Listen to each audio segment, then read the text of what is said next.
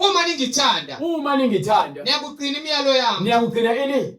Imiyalo yami. Niyakugcina imiyalo kaNkulunkulu. Niyagcina imiyalo kaJesu. Uma nimthanda. Niyakugcina imiyalo. Yekani bazalwane ukuba amakholwa abafundisi. Ibani amakholwa ezwi likaNkulunkulu. Kholwani yizwi bazalwane.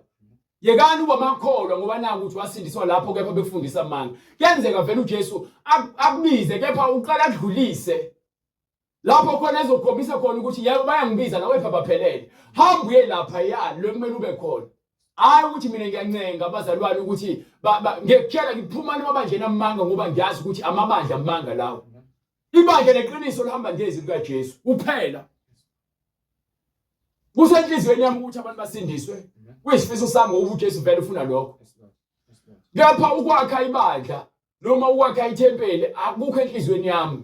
uNkulunkulu angakwenza njengomusa. Ngokuba yini? Mina into engiyaziyo ukuthi noma kuthiwa sesinethempeli esihlanganyela khona. Nina abantu niyokwenza izinto ecasheni isingcashela mina nabanye abazalwane. uNkulunkulu ukhohle ukuthi ubona zonke izinto esizenzayo. Ngiyakuncomela ukuthi abantu kuze yazi mekuza abantu ngempela amasaba uNkulunkulu bezosaba uNkulunkulu bengangiboni mina.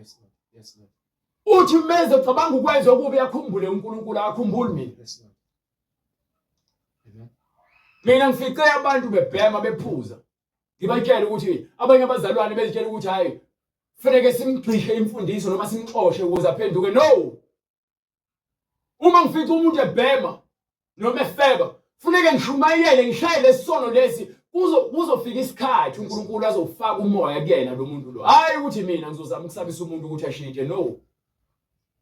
Umuntu uguqula uJesu, hayi mina. Umuntu kaNkulunkulu.